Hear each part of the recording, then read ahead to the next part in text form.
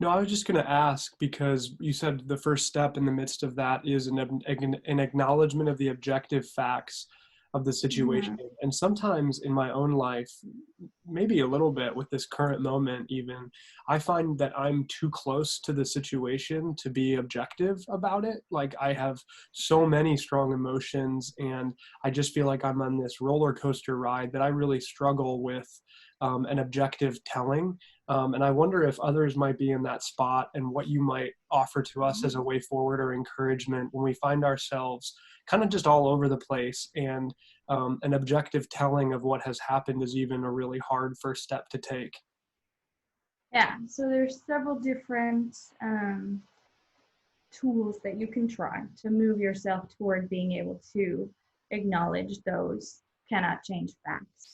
So the first and best thing to try is talking to someone. So Mm. someone that you trust that is really going to listen and try and understand what you're saying, because that person will be asking questions. They'll be, reflecting back to you what you've said.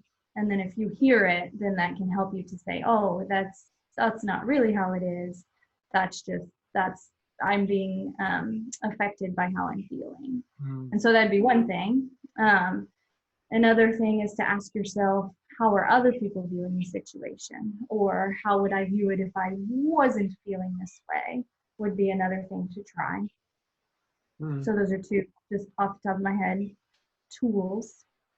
Yeah, those are really helpful. And in terms of people to talk to, I mean, do you think you said somebody that you trust? Is that like, should I go to a friend? Should I maybe go to a counselor? Like, what barometer or sort of what are you looking for in terms of who even the right person to talk to is? How do I find someone like that? I mean, hopefully I've got people that I can trust, but is there Mhm. different metrics or reasons why you would sort of counsel one person to go here or there, or is it depending on the severity of the situation or what factors go into play?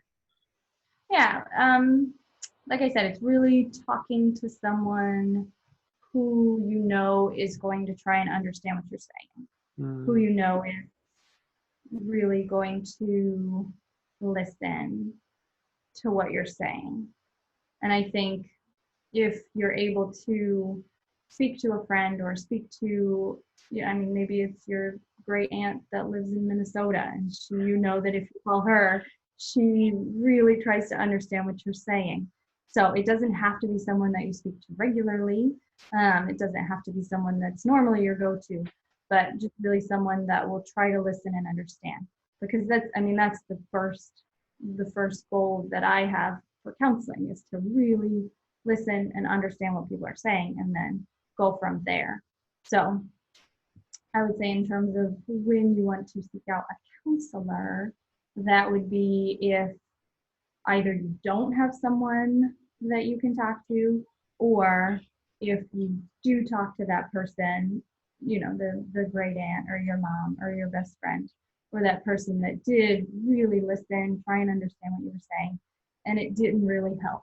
You're still having some of those red flag type symptoms, which would be difficult sleeping, eating, feeling hopeless, helpless, Yeah. unmotivated, unenergetic, Mm. things like that. You're not able to get your sleep done. Well, I know my great aunt in Minnesota always helps. So you hit the nail right on the head. Yeah, no, I like that. That's really, really helpful.